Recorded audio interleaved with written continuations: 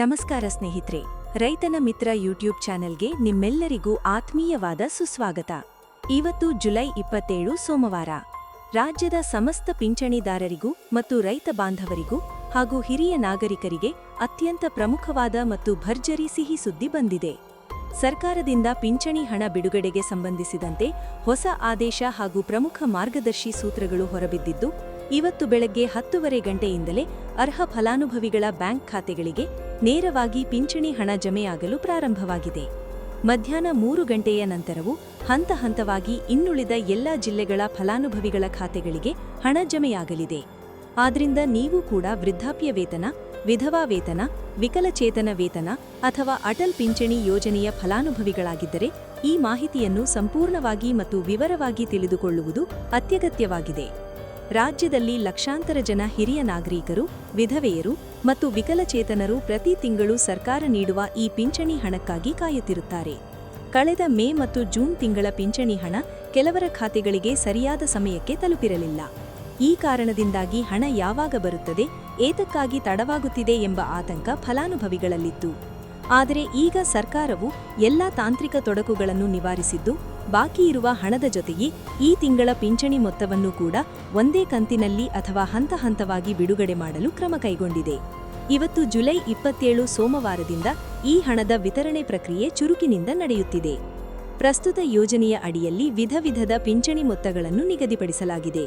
ಫಲಾನುಭವಿಗಳ ವಯಸ್ಸು, ಅರ್ಹತೆ ಮತ್ತು ಪಿಂಚಣಿ ಯೋಜನೆಯ ಪ್ರಕಾರ ಪ್ರತಿಯೊಬ್ಬರಿಗೂ ವಿಭಿನ್ನ ಪ್ರಮಾಣದ ಮೊತ್ತ ದೊರೆಯುತ್ತದೆ.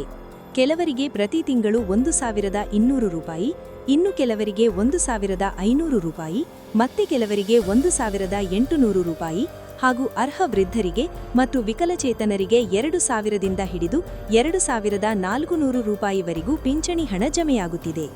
ವಯೋಮಿತಿಯ ಆಧಾರದ ಮೇಲೆ ಮತ್ತು ಸರ್ಕಾರದ ನಿಯಮಾವಳಿಗಳ ಪ್ರಕಾರ ಈ ಹಣ ನೇರವಾಗಿ ಫಲಾನುಭವಿಯ ಬ್ಯಾಂಕ್ ಖಾತೆಗೆ ಡಿಬಿಟಿ ಅಂದರೆ ನೇರ ನಗದು ವರ್ಗಾವಣೆ ಮೂಲಕ ತಲುಪುತ್ತಿದೆ. ಆದರೆ ಇಲ್ಲಿ ಒಂದು ಪ್ರಮುಖವಾದ ವಿಷಯವನ್ನು ನೀವು ನೆನಪಿನಲ್ಲಿಟ್ಟುಕೊಳ್ಳಬೇಕು. ಕೆಲವೊಂದು ಪ್ರಮುಖ ನಿಯಮಗಳನ್ನು ಪಾಲಿಸದ ಫಲಾನುಭವಿಗಳಿಗೆ ಹಣ ಬಿಡುಗಡೆಯಾಗುತ್ತಿಲ್ಲ. ನಿಮ್ಮ ಬ್ಯಾಂಕ್ ಖಾತೆಗೆ ಪಿಂಚಣಿ ಹಣ ತಕ್ಷಣ ಜಮೆಯಾಗಬೇಕೆಂದರೆ ಕೆಲವು ಸಣ್ಣಪುಟ್ಟ ಪ್ರಕ್ರಿಯೆಗಳನ್ನು ನೀವು ಕಡ್ಡಾಯವಾಗಿ ಪೂರ್ಣಗೊಳಿಸಿರಬೇಕು. ಅದರಲ್ಲಿ ಮೊದಲನೆಯದು KYC ಪ್ರಕ್ರಿಯೆ. ಬ್ಯಾಂಕ್ ಖಾತೆಗೆ ಆಧಾರ್ ಕಾರ್ಡ್ ಸರಿಯಾಗಿ ಜೋಡಣೆಯಾಗಿದೆಯೇ ಮತ್ತು ಸೀಡಿಂಗ್ ಪ್ರಕ್ರಿಯೆ ಸಕ್ರಿಯವಾಗಿದೆಯೇ ಎಂಬುದನ್ನು ನೀವು ಪರಿಶೀಲಿಸಬೇಕು. ಅನೇಕ ಬಾರಿ ಬ್ಯಾಂಕ್ ಖಾತೆಯಲ್ಲಿ KYC ಪೂರ್ಣಗೊಳ್ಳದೇ ಇದ್ದರೆ ಅಥವಾ ಆಧಾರ್ ಕಾರ್ಡ್ ಲಿಂಕ್ ಆಗದೇ ಇದ್ದರೆ ಸರ್ಕಾರದಿಂದ ಹಣ ಬಿಡುಗಡೆಯಾಗಿದ್ದರೂ ಸಹ ನಿಮ್ಮ ಖಾತೆಗೆ ಜಮೆಯಾಗುವುದಿಲ್ಲ. ಆದ್ದರಿಂದ ಈ ಕೂಡಲೇ ನಿಮ್ಮ ಹತ್ತಿರದ ಬ್ಯಾಂಕ್ ಶಾಖೆಗೆ ಅಥವಾ ನೆಟ್ ಸೆಂಟರ್ಗೆ ಭೇಟಿ ನೀಡಿ ನಿಮ್ಮ ಖಾತೆಯ KYC ಮತ್ತು ಆಧಾರ್ ಸೀಡಿಂಗ್ ಸ್ಥಿತಿಯನ್ನು ಒಮ್ಮೆ ಪರಿಶೀಲಿಸಿಕೊಳ್ಳಿ. ಇದಲ್ಲದೆ ವಯೋಮಿತಿಯ ನಿಯಮದಲ್ಲೂ ಕೆಲವೊಂದು ತಾಂತ್ರಿಕ ಬದಲಾವಣೆಗಳು ಮತ್ತು ಪರಿಶೀಲನೆಗಳು ನಡೆಯುತ್ತಿವೆ. ಸಾಂಪ್ರದಾಯಿಕವಾಗಿ 60 ವರ್ಷ ಮೇಲ್ಪಟ್ಟ ಪ್ರತಿಯೊಬ್ಬರಿಗೂ ಪಿಂಚಣಿ ಸೌಲಭ್ಯ ದೊರೆಯುತ್ತಿತ್ತು. ಆದರೆ ಇತ್ತೀಚಿನ ತಾಂತ್ರಿಕ ಅಪ್ಡೇಟ್ಗಳ ಪ್ರಕಾರ ಅರ್ಹತಾ ದಾಖಲೆಗಳನ್ನು ಸರ್ಕಾರ ಪುನರ್ ಪರಿಶೀಲಿಸುತ್ತಿದೆ. ಮರಣ ಹೊಂದಿದ ವ್ಯಕ್ತಿಗಳ ಹೆಸರಿನಲ್ಲಿ ಹಣ ದುರುಪಯೋಗವಾಗುವುದನ್ನು ತಡೆಯಲು ಮತ್ತು ಅನರ್ಹರನ್ನು ಪಟ್ಟಿಯಿಂದ ತೆಗೆದುಹಾಕಲು ಸರ್ಕಾರ ಡೇಟಾಬೇಸ್ ಅನ್ನು ನವೀಕರಿಸುತ್ತಿದೆ. ಇದರಿಂದಾಗಿ ನೈಜ ಮತ್ತು ಅರ್ಹ ಫಲಾನುಭವಿಗಳಿಗೆ ಮಾತ್ರ ಯಾವುದೇ ತೊಂದರೆ ಇಲ್ಲದೆ ಪಿಂಚಣಿ ಹಣ ಸಿಗುವಂತಾಗಿದೆ.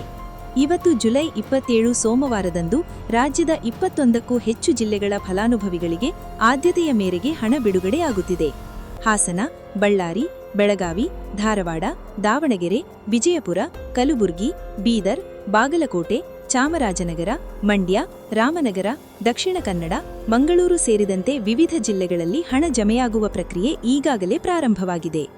ನಿಮ್ಮ ಜಿಲ್ಲೆಯ ಹೆಸರು ಈ ಪಟ್ಟಿಯಲ್ಲಿದ್ದರೆ ನಿಮ್ಮ ಮೊಬೈಲ್ಗೆ ಬ್ಯಾಂಕ್ನಿಂದ ಬರುವ ಮೆಸೇಜ್ ಅನ್ನು ಪರಿಶೀಲಿಸಿ ಅಥವಾ ಬ್ಯಾಂಕ್ಗೆ ಹೋಗಿ ಪಾಸ್ಬುಕ್ ಎಂಟ್ರಿ ಮಾಡಿಸಿ ಖಾತ್ರಿಪಡಿಸಿಕೊಳ್ಳಬಹುದು. ಅದರ ಜೊತೆಗೆ ಇತ್ತೀಚೆಗೆ ಪಿಂಚಣಿ ಮೊತ್ತವನ್ನು 10% 15% ಏರಿಕೆ ಮಾಡಿದ್ದೇವೆ ಎಂಬ ಗೊಂದಲವೂ ಕೆಲವರಲ್ಲಿದೆ. ಸರ್ಕಾರವು ಕೆಲವು ನಿರ್ದಿಷ್ಟ ವರ್ಗದ ಫಲಾನುಭವಿಗಳಿಗೂ ಮತ್ತು ಹೆಚ್ಚಿನ ಶೇಕಡವಾರು ಅಂಗವಿಕಲತೆ ಹೊಂದಿರುವ ವಿಕಲಚೇತನರಿಗೂ ಪಿಂಚಣಿ ಮೊತ್ತದಲ್ಲಿ ಹೆಚ್ಚಳ ಮಾಡಿದೆ. ಆದರೆ ಈ ಹೆಚ್ಚಳದ ಸೌಲಭ್ಯ ಪ್ರತಿಯೊಬ್ಬರಿಗೂ ಒಂದೇ ರೀತಿ ಅನ್ವಯಿಸುವುದಿಲ್ಲ.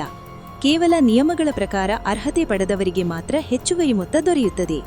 ಪಿಂಚಣಿ ಹಣಕ್ಕೆ ಸಂಬಂಧಿಸಿದಂತೆ KYC ಮಾಡುವ ವಿಧಾನವನ್ನು ವಿವರವಾಗಿ ತಿಳಿದುಕೊಳ್ಳುವುದು ಪ್ರತಿಯೊಬ್ಬರಿಗೂ ಅಗತ್ಯ. ಅನೇಕ ವೃದ್ಧರಿಗೂ ಹಾಗೂ ಗ್ರಾಮೀಣ ಭಾಗದ ಜನರಿಗೆ KYC ಹೇಗೆ ಮಾಡಿಸಬೇಕು ಎಂಬ ಮಾಹಿತಿ ಸರಿಯಾಗಿ ತಲುಪಿರುವುದಿಲ್ಲ. ಮೊದಲಿಗೆ ನಿಮ್ಮ ಆಧಾರ್ ಕಾರ್ಡ್ ಮತ್ತು ಬ್ಯಾಂಕ್ ಪಾಸ್ಬುಕ್ ತೆಗೆದುಕೊಂಡು ನಿಮ್ಮ ಬ್ಯಾಂಕ್ ಶಾಖೆಗೆ ತೆರಳಬೇಕು. ಅಲ್ಲಿ ಬ್ಯಾಂಕ್ ಅಧಿಕಾರಿಗೆ ನಿಮ್ಮ ಆಧಾರ್ ಸಂಖ್ಯೆಯನ್ನು ಖಾತೆಗೆ ಸೀಡಿಂಗ್ ಮಾಡಲು ಕೋರಬೇಕು. ಬಯೋಮೆಟ್ರಿಕ್ ಅಂದರೆ ಬೆರಳಚ್ಚು ಅಥವಾ ಐರಿಸ್ ಸ್ಕ್ಯಾನ್ ಮೂಲಕ ನಿಮ್ಮ ಗುರುತನ್ನು ದೃಢೀಕರಿಸಲಾಗುತ್ತದೆ. ಬ್ಯಾಂಕ್ನಲ್ಲಿ ಈ ಪ್ರಕ್ರಿಯೆ ಪೂರ್ಣಗೊಂಡ ನಂತರ ಕಂದಾಯ ಇಲಾಖೆಯ ಪಿಂಚಣಿ ಪೋರ್ಟಲ್ನಲ್ಲೂ ಕೂಡ ನಿಮ್ಮ ವಿವರಗಳು ನವೀಕರಣಗೊಳ್ಳುತ್ತವೆ. ನಿಮ್ಮ ಆಧಾರ್ ಕಾರ್ಡ್ನಲ್ಲಿರುವ ಹೆಸರು ಮತ್ತು ಬ್ಯಾಂಕ್ ಖಾತೆಯಲ್ಲಿರುವ ಹೆಸರು ಸಂಪೂರ್ಣವಾಗಿ ಒಂದೇ ರೀತಿಯಾಗಿರಬೇಕು. ಹೆಸರಿನಲ್ಲಿ ಅಥವಾ ಜನ್ಮ ದಿನಾಂಕದಲ್ಲಿ ವ್ಯತ್ಯಾಸವಿದ್ದರೆ ತಾಂತ್ರಿಕ ತೊಂದರೆಗಳು ಎದುರಾಗುತ್ತವೆ. ವಿಧವಾ ವೇತನ ಪಡೆಯುತ್ತಿರುವ ಮಹಿಳೆಯರು ಕೂಡ ಕೆಲವು ಮುಖ್ಯ ದಾಖಲೆಗಳನ್ನು ನವೀಕರಿಸುವುದು ಕಡ್ಡಾಯವಾಗಿದೆ. ಪತಿಯ ಮರಣ ಪ್ರಮಾಣಪತ್ರ, ಪತಿ ಪತ್ನಿ ಜಂಟಿ ಆಧಾರ್ ವಿವರಗಳು ಹಾಗೂ ಕುಟುಂಬದ ಆದಾಯ ಪ್ರಮಾಣಪತ್ರ ಸರಿಯಾಗಿದೆಯೇ ಎಂಬುದನ್ನು ಪರಿಶೀಲಿಸಬೇಕು. ಸರ್ಕಾರವು ಕಾಲಕಾಲಕ್ಕೆ ಆದಾಯ ಮಿತಿಯ ಆಧಾರದ ಮೇಲೆ ಅರ್ಹತೆಯನ್ನು ಮರುಪರಿಶೀಲಿಸುತ್ತದೆ. ವಾರ್ಷಿಕ ಆದಾಯ ಸರ್ಕಾರದ ನಿಯಮಿತ ಮಿತಿಗಿಂತ ಹೆಚ್ಚಿದ್ದರೆ ಪಿಂಚಣಿ ಸ್ಥಗಿತಗೊಳ್ಳುವ ಸಾಧ್ಯತೆ ಇರುತ್ತದೆ. ಆದ್ರಿಂದ ಗ್ರಾಮ್ 1 ಅಥವಾ ಕರ್ನಾಟಕ 1 ಕೇಂದ್ರಗಳಿಗೆ ಭೇಟಿ ನೀಡಿ ನಿಮ್ಮ ಆಧಾರ್ ಮತ್ತು ಪಿಂಚಣಿ ಮಂಜೂರಾತಿ ಸಂಖ್ಯೆಯನ್ನು ನೀಡಿ ಪ್ರಸ್ತುತ ಸ್ಥಿತಿಯನ್ನು ಚೆಕ್ ಮಾಡಿಸಿಕೊಳ್ಳುವುದು ಉತ್ತಮ. ವಿಕಲಚೇತನ ಪಿಂಚಣಿ ಫಲಾನುಭವಿಗಳ ವಿಷಯಕ್ಕೆ ಬಂದರೆ ಸರ್ಕಾರ ನೀಡುವ ವಿಶಿಷ್ಟ ವಿಕಲಚೇತನ ಗುರುತಿನ ಚೀಟಿ ಅಂದರೆ ಯುಡಿಐಡಿ ಕಾರ್ಡ್ ಹೊಂದುವುದು ಅತ್ಯಂತ ಪ್ರಮುಖವಾಗಿದೆ. ವೈದ್ಯಕೀಯ ಮಂಡಳಿಯಿಂದ ನೀಡಲಾದ ಅಂಗವಿಕಲತೆಯ ಶೇಕಡವಾರು ಪ್ರಮಾಣದ ಪ್ರಮಾಣಪತ್ರವನ್ನು ಪಿಂಚಣಿ ಖಾತೆಯೊಂದಿಗೆ ಲಿಂಕ್ ಮಾಡಿರಬೇಕು. 40% ಹೆಚ್ಚು ಅಂಗವಿಕಲತೆ ಹೊಂದಿರುವವರಿಗೆ ಒಂದು ಹಂತದ ಪಿಂಚಣಿ ದೊರೆತರೆ 75% ಹೆಚ್ಚು ಅಂಗವಿಕಲತೆ ಹೊಂದಿರುವವರಿಗೆ ಹೆಚ್ಚಿನ ಪ್ರಮಾಣದ ಮಾಸಿಕ ಪಿಂಚಣಿ ಹಣ ಜಮೆಯಾಗುತ್ತಿದೆ. ಯುಡಿಐಡಿ ಕಾರ್ಡ್ ನವೀಕರಣಗೊಳ್ಳದೇ ಇದ್ದರೆ ಪಿಂಚಣಿ ಹಣ ಬಿಡುಗಡೆಯಾಗುವುದು ತಡೆಯಲ್ಪಡಬಹುದು. ಅಟಲ್ ಪಿಂಚಣಿ ಯೋಜನೆಯ ಫಲಾನುಭವಿಗಳು ತಮ್ಮ ವಯಸ್ಸಿನ ಆಧಾರದ ಮೇಲೆ ಮಾಸಿಕ ವಂತಿಗೆ ಪಾವತಿಸುತ್ತಿರುತ್ತಾರೆ.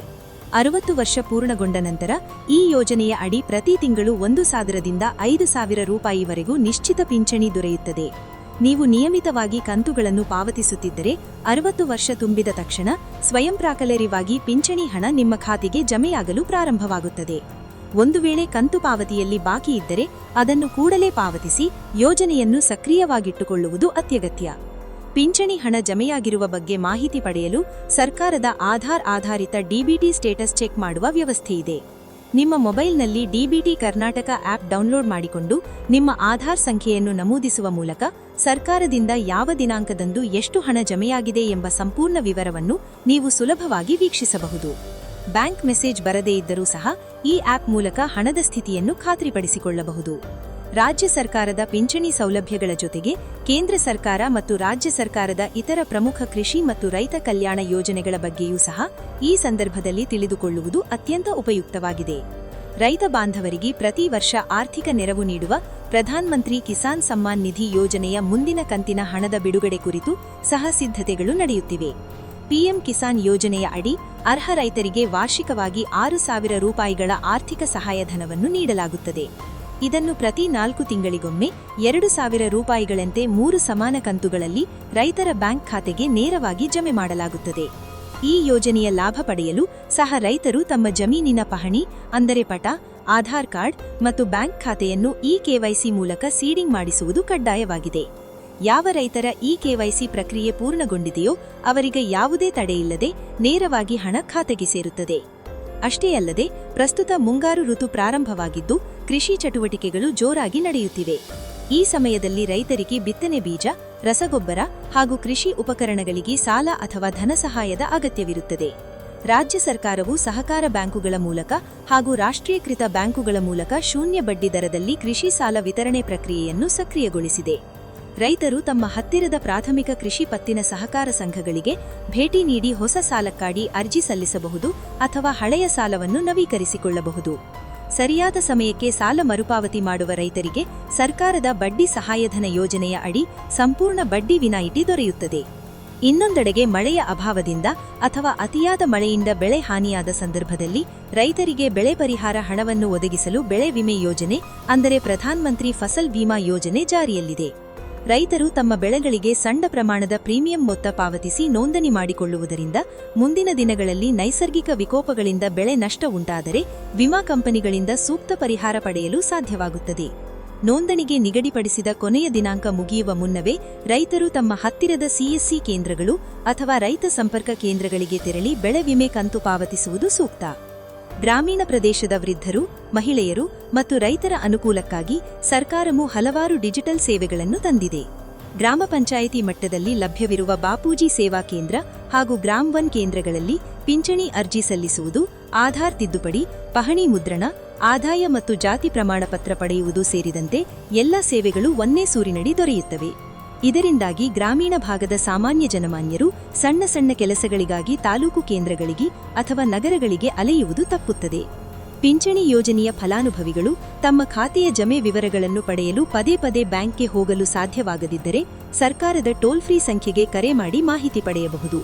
ಅಥವಾ ನಿಮ್ಮ ಮೊಬೈಲ್ ಸಂಖ್ಯೆಯನ್ನು ಬ್ಯಾಂಕ್ ಖಾತೆಗೆ ಲಿಂಕ್ ಮಾಡಿಸಿದ್ದರೆ ಹಣ ಜಮೆಯಾದ ತಕ್ಷಣ SMS ಮೂಲಕ ಸಂದೇಶ ದೊರೆಯುತ್ತದೆ. ಇತ್ತೀಚೆಗೆ ಸರ್ಕಾರವು ಬ್ಯಾಂಕಿಂಗ್ ಮಿತ್ರ ಅಥವಾ ಪೋಸ್ಟ್ ಆಫೀಸ್ ಮೈಕ್ರೋ ATM ಸೇವೆಗಳನ್ನು ಸಹ ಗ್ರಾಮ ಮಟ್ಟಕ್ಕೆ ತಂದಿದೆ. ಇದರಿಂದ ನಿಮ್ಮ ಹತ್ತಿರದ ಅಂಚೆ ಕಚೇರಿ ಅಥವಾ ಪೋಸ್ಟ್ಮ್ಯಾನ್ ಮೂಲಕವೂ ನಿಮ್ಮ ಪಿಂಚಣಿ ಹಣವನ್ನು ನಿಮ್ಮ ಮನೆ ಬಾಗಿಲಲ್ಲೇ ಹೆಬ್ಬೆರಳಿನ ಗುರುತು ನೀಡಿ ಪಡೆದುಕೊಳ್ಳಬಹುದು.